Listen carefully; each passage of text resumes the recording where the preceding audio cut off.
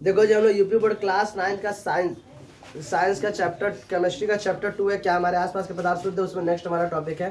कल हम लोग यौगिक को पढ़ लेते हैं, आज हम लोग को पढ़ना है यौगिक के प्रकार। तो यौगिक के प्रकार देखो क्या होते हैं। यौगिक मुख्यतः दो प्रकार के पाए जाते हैं, एक होता है अकार्बनिक यौगिक, एक होता है कार्बनिक यौगिक। ध्यान समझो। तो हम लोग यौगिक पिछले क्लास में पढ़ चुके थे, कल पढ़े थे। आज हम लोग पढ़ा यौगिक के प्रकार। तो टाइप्स ऑफ कंपाउंड में पढ़ेंगे कि कंपाउंड यानी कि यौगिक कितने प्रकार के होते हैं। ध्यान रखना, कंपाउंड यानी यौगिक कितने प्रकार के होते हैं, दो प्रकार के। एक होता है अकार्बनिक यौगिक, एक होता है कार्बनिक यौगिक। अकार्बनिक यौगिक क्या होता है, देखो ऐसे यौगिक जो हमारे भूपर्पटी में पाए जाते हैं। कहाँ पर? भूपर्पटी में पाए जाते हैं। वो सभी यौगिक क्या कहलाते हैं? अकार्बनिक यौगिक कहलाते हैं। क्या कहलाते हैं?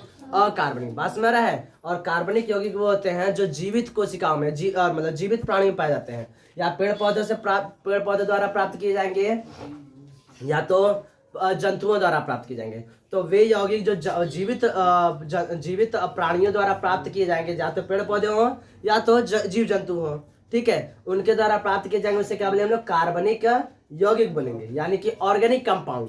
और ऐसे यौगिक जो कि मृत, अब समझ लो कि जो मतलब निर्जीव प्राणियों द्वारा, निर्जीव प्राणी मतलब कहाँ पाया जाएगा? भूपर्पटी में। निर्जीव प्राणी कहाँ पाया जाएगा? भूपर्पटी, पहाड़ में पाया जाए, चाहे क्या नाम है रेगिस्तान पाया जाए, चाहे मिट्टी में पाया जाए, कहीं भी भूपर्पटी में पाया जाएगा। तो निर्जीव प्राणी से प्राप्त किया जाए, निर्जीव वस्तुओं से प्राप्त किया जाएगा, तो इसे क्या बोले हम लोग? अकार्बनिक यौगिक। सिंपल अपने दिमाग में ये कॉन्सेप्ट बनाओगे, अगर जीवित प्राणी से प्राप्त किया जाएगा तो कार्बनिक यौगिक, और निर्जीव प्राणी से, निर्जीव वस्तुओं से प्राप्त किया जाएगा तो कार्बनिक यौगिक। बात समझ रहा है? ठीक है। अकार्बनिक यौगिक का एग्जांपल क्या बताओगे? अकार्बनिक यौगिक जो भूपर्पटी में पाया जाता है, तो इसका बता, कैल्शियम कार्बोनेट, नमक। नमक भी क्या होता है? हमारे भूपर्पटी में पाया जाता है। नमक हो गया, सोडियम नाइट्रेट हो गया, ये सभी क्या है? एग्जाम्पल है किसके? तुम्हारे अकार्बनिक यौगिक के, यानी कि जो भूपर्पटी में द्वारा प्राप्त किए जाते हैं।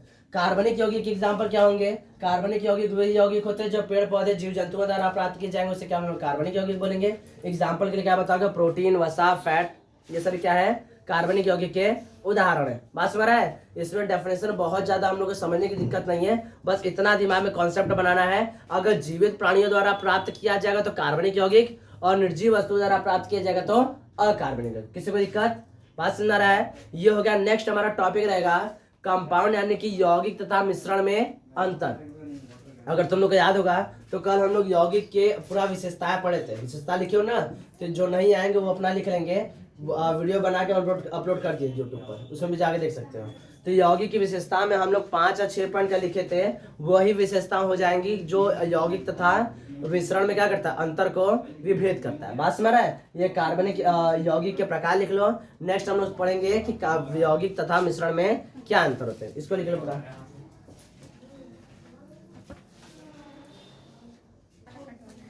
देखो जी, नेक्स्ट हमारा टॉपिक है, नेक्स्ट हम लोग ये देख लिए हैं, तो यौगिक का मिश्रण में अंतर वो लिख लोगे। नेक्स्ट हमारा टॉपिक है मिश्रण के अवयव का पृथक्करण। मिश्रण के अवयव का पृथक्करण हम लोग कैसे करेंगे, ध्यान समझना है। देखो अभी हमने देखे, हम लोग को पता है मिश्रण क्या होता है, जब दो या दो से अधिक प्रकार के पदार्थ आपस में किसी भी अनुपात में मिले हो, उसे हम लोग क्या बोलते हैं? मिश्रण बोलते हैं। ठीक है। अब ये मिश्रण है, तो हमें पता है कि मिश्रण को अलग करना बहुत जरूरी होता है। क्या होता है? बहुत जरूरी। जैसे देखो, समुद्र के में जल में नमक मिला हुआ है, समुद्र के जल में क्या मिला हुआ है? नमक मिला है। तो समुद्र के जल में से नमक हम लोग अलग कर लेते हैं और समुद्र का जल अलग कर लेते हैं, तो अभी जाके हम लोग क्या करते हैं? नमक का उपयोग कर पाते हैं। अगर पृथक्करण विधि न करें तो हम लोग नमक उपयोग न कर पाए। घरों में हम लोग क्या करते हैं? खाना बनाने से पहले क्या करते हैं? चावल में से कंकड़ बिनते हैं, दाल में से कंकड़ बिनते हैं, ये सारे प्रक्रिया हम लोग करते हैं। अगर ऐसा न करें तो हम लोग शुद्ध जल, अरे मतलब शुद्ध नमक तथा शुद्ध चावल तथा शुद्ध दाल हम लोग को प्राप्त न। आप देखो ध्यान से, तो यही हम लोग कुछ प्रक्रियाएं पढ़ेंगे, कैसे हम लोग क्या करेंगे? मिश्रण में से पदार्थों को अलग अलग कर पाते हैं, उसके अवयव को अलग कर पाते हैं। मिश्रण क्या होता है? दो या दो से अधिक चीज मिली है, तो उनको अलग अलग करें, तो वही जगह उसके अवयव को क्या करना? अलग करना। अवयव क्या करना? अलग करना।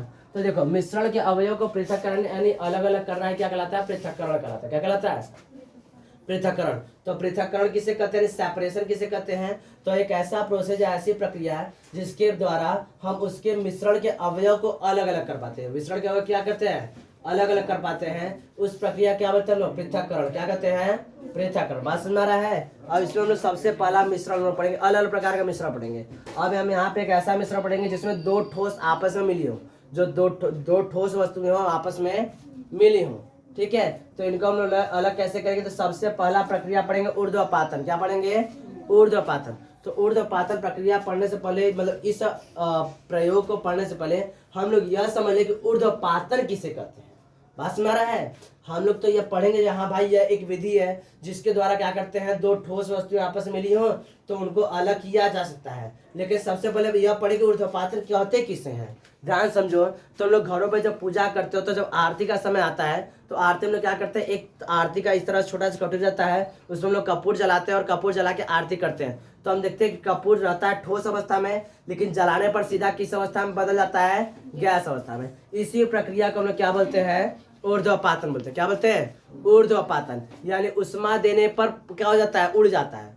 उष्मा देने पर उड़ जाता है, यानी गैस अवस्था में बदल जाता है। इस प्रक्रिया क्या बोलते हैं हम लोग, ऊर्ध्वपातन। तो ऊर्ध्वपातन वह प्रक्रिया है जिसमें ठोस को गर्म करने पर वह, अब देखो ठोस है, जैसे बर्फ होता है तो बर्फ ठोस अवस्था है, तो बर्फ को गर्म करते तो किसमें जाता है, पहले लिक्विड अवस्था में, द्रव अवस्था में, द्रव अवस्था के बाद तब जाता है गैस अवस्था में।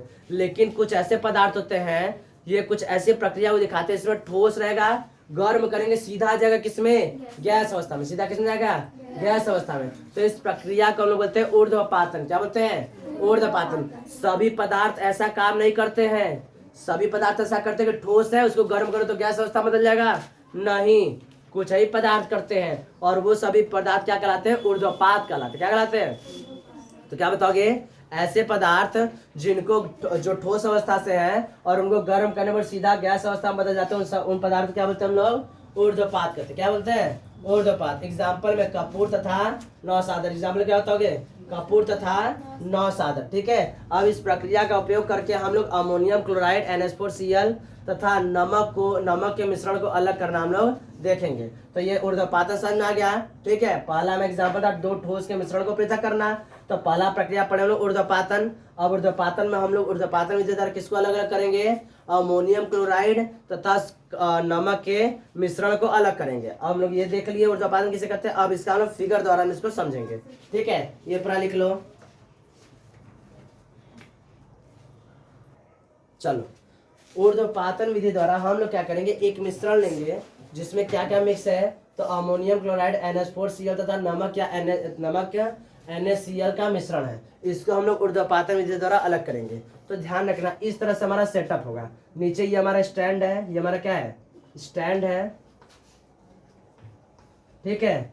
ये ट्रायंगल शेप में इस तरह से स्टैंड होता है, इस तरह से ऐसे, इस तरह से स्टैंड होता है। इस तरह से सब पट्टी लगी होती है और एक पैर यहाँ पर रहता है, एक पैर यहाँ पर रहता है, एक पैर यहाँ, बीच में क्या होता है, होल रहता है। और इसी के ऊपर हम चाइना डिस्क रखे हुए, क्या रखे हुए हैं, चाइना डिस्क। अब चाइना डिस्क रखे हुए तो बीच में से ऐसे यहाँ से, ये हमारा बर्नर है, चूल्हा है, तो चूल्हा से हमारा हीट वहाँ से आ जाता है।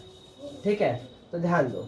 तो इस तरह से हमारा बर्नर रखा हुआ है, चाइना डिस्क। ये हमारा स्टैंड है, स्टैंड के नीचे बर्नर रखा हुआ है जिसमें हम लोग आग जला दिए हैं यहाँ पे, और इसके ऊपर एक चाइना डिस्क रखे। ये पर क्या है, चाइना डिस्क है।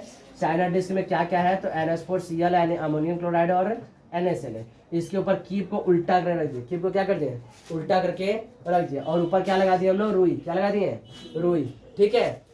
अब क्या होगा, जब हम अमोनियम क्लोराइड और NaCl के मिक्सचर को यानी मिश्रण को गर्म करते हैं, तो अमोनियम क्लोराइड एक ऐसा ऊर्ध्वपात पदार्थ है। क्या है, ऊर्ध्वपात पदार्थ। यानी जब गर्म करते हैं तो अमोनियम क्लोराइड तुरंत सॉलिड से यानी ठोस अवस्था से डायरेक्ट इसमें कन्वर्ट हो जाएगा गैस अवस्था में। तो ये गर्म होने के बाद अमोनियम क्लोराइड तुरंत किसमें बदलने लगता है, गैस अवस्था में बदलने लगता है। तो गैस है तो कहाँ जाएगा, ऊपर उड़ेगा। कहाँ उड़ेगा, ऊपर उड़ेगा। और ऊपर क्या रखी हुई है, रुई, बाहर तो जा नहीं पाएगा। तो रुई में क्या होगा, अमोनियम क्लोराइड जाकर उसी में चिपक जाएगा। क्या हो जाएगा, चिपक जाएगा। तो अमोनियम क्लोराइड तुरंत पूरा का पूरा जाके कहाँ चिपक जाएगा, रुई में। और तथा इसका कुछ भाग यहाँ पर किनारों पर ऐसे ऐसे जम जाएगा। कुछ भाग कहाँ हो जाएगा, किनारों पर ऐसे ऐसे जम जाएगा। ठीक है। तो ये हमारा ऊपर जो प्राप्त हो गया अमोनियम क्लोराइड, और बाकी नीचे NaCl बच जाता है। तो अमोनियम क्लोराइड ऊपर अलग चला गया और NaCl नीचे चला गया। तो किस विधि द्वारा हम लोग इसे अलग किए हैं, तो ऊर्ध्वपातन विधि द्वारा। किस विधि द्वारा, ऊर्ध्वपातन विधि द्वारा। समझ में आया।